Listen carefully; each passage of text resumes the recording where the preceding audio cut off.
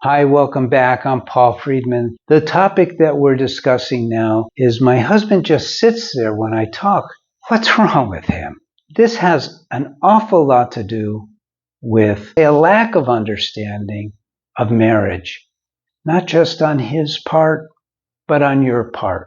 You know, one of the things that happens when we get married, even though we give vows, remember your vows, even in your own mind. I'm going to make him so happy. I'm going to love him to death. He's not going to be able to take it anymore. Right? But what happens? Now, I used to be a divorce mediator before 2001, so I've seen it all. And I can tell you right now what the number one killer of all marriages is. I call it overfamiliarity. Let's break that word down. Overfamiliarity. Familiar, too much familiarity. Now, why does that happen and what does it look like? It looks like when you've been with somebody in close quarters for quite a while, as you have been with your husband, you don't just see the loving attributes that you saw when you got married. Not at all. You see all the flaws, all of them. You see flaws that he has that are deep and wide, and he is not even aware of them. Isn't it true? Now, it works in reverse, but we're not talking about that now. We're talking about what you see. When I started working with couples and individuals with their marriages after I stopped being a divorce mediator, I didn't set up like I was a Western psychologist with the how does that make you feel environment with a couch and a chair. No, I had a desk and I had my 4x8 whiteboard and I would put 7 or 8 marks on my whiteboard. And I would go, what do you see? Over the course of 8 years while I did this, meeting with hundreds of men, hundreds of women, not one person said anything other than when I see 7 or 8 marks. And sometimes I would try to fake them out. And I would put a mark here and then I go like this. And I put another mark, make it look like I'm putting a pattern. But I wasn't. I just put randomly 7 or 8 marks. And then I'd say, what do you see? And well, I see 7 or 8 black marks.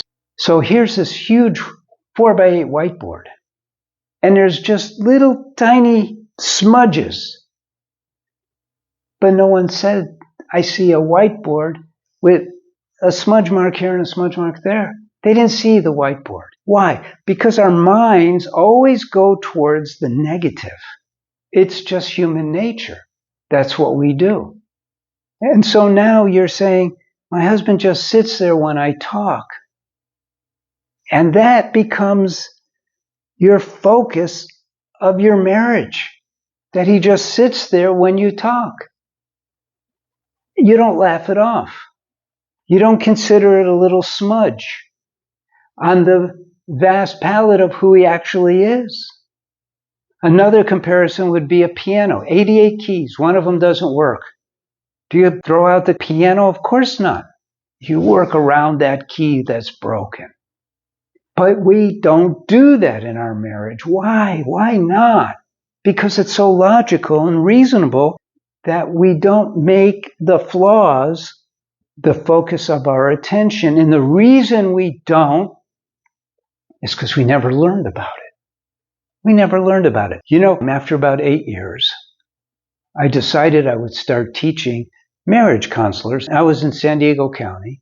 I would start teaching marriage counselors about what I had found, because it's not based in Western psychology. But I knew that from the marriage counselors who I worked with when I was doing divorce mediation, some of them were really good people. They were deep, spiritual, loving people. And so I went around. What I did was I had Kathy Rose call like 150 marriage counselors, and they would ask one question. She would ask one question. Do you believe that we're a soul, or do you believe that we have a soul? That was the only question. And of course, there's some who said, well, I don't believe in all that stuff. Fine, thank you very much, click. But the reason why I asked that question is because when you believe, and most people don't even think about it until that question was asked of them, You get silence. And I never thought of that. So if they responded in the affirmative, yeah, I guess I'm a soul and I have a body and I have a mind. That's how I qualified my first students, by seeing if they had that depth of understanding, or at least the inquisitiveness to question, well, I guess I could be the soul and I have a body and I have a mind, but the ramifications of that is that we are then, because we're the soul, we control the mind and we control the body. And where I'm going with this is that out of the 100 and almost 50 marriage counselors that she called, there were only about 25 who responded in the affirmative. And I visited each one of those. And I gave them my book, Breaking the Cycle was my second book, and I intentionally wrote it to teach marriage counselors how to save marriages. Because my information was scientific. It worked. It wasn't about how does that make you feel or what do you think. You don't go to a doctor with a broken arm and he goes, well, what do you think? What should we do about your broken arm? You have an expectation and he knows what to do. And we should have that same expectation of any marriage expert, that they know what to do. And so in this case, I met with each one, and one of them I met with, Dr. Hagenberger, who passed away, said, Paul, your stuff is wonderful. And this is exactly what I do with my clients. I get them educated. And he referred to a couple of books, and I really like the authors of these books, and they were great for couples who want to have marriage help together. Not so much for an individual whose spouse is not on the same page. But he said, I believe completely in getting them educated first. And I said, well, Paul, okay, that's really cool. I guess you don't need to be part of the marriage foundation. And he said, no, I want to be part of the marriage foundation. He goes, this is the future.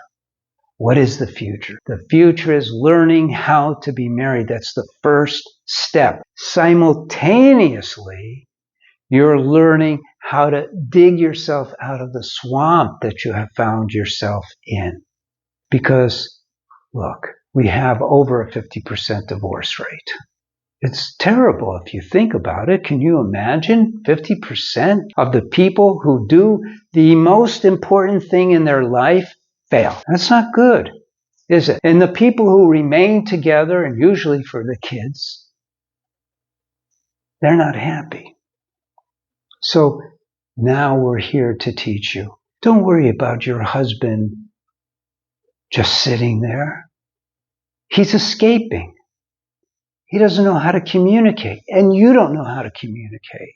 I have a section in my books, a section in the online course, all about marital communication. Not just communication. Now, I was a communication expert. I don't know if I am anymore. It's been so many years. But I was a communications expert. Marital communication is completely different. Why? I'm going to give this to you because you need it, and I want you to have a happy marriage. Because you didn't get married in a business deal. Yes, that's how the world sees marriage, but it's not how you should see your marriage. You should see your marriage as the meeting and joining up of you and your soulmate. That's why they call you soulmates. And the word marriage means union. You see, it all works because it's not just by happenstance that marriage exists. I believe God created marriage because there's so many things you go through that are off the charts amazing. Let me give you an example. There's no other venue at all where you have chosen to love somebody and open your heart to them completely. All free will. You might say, well, I have complete, utter love for my children, unconditional love for my children. It's imposed upon us. We have kids. What are you going to do? If you don't fall in love with them, you're going to kill them. they're a lot of work. Let's be honest here. So to be able to learn to love unconditionally is one of the main purposes of marriage. There's another purpose, and that's where this comes into play. And that purpose is to grow up. We're not mature, not very mature. We're all still children in many respects, in many ways. We are still very selfish in many respects, in many ways. Selfishness is not maturity. Selflessness is maturity. So it's a completely perfect environment in order to learn selflessness. Isn't it true? And it's very beautiful. And the mind beats you up and says, no, you can't do that. It's not fair. Look what he's doing. Look what I'm being taken for granted, and on and on. That's the mind. But the soul is all about love. When you open your heart, you're living within your soul, and your soul is joy.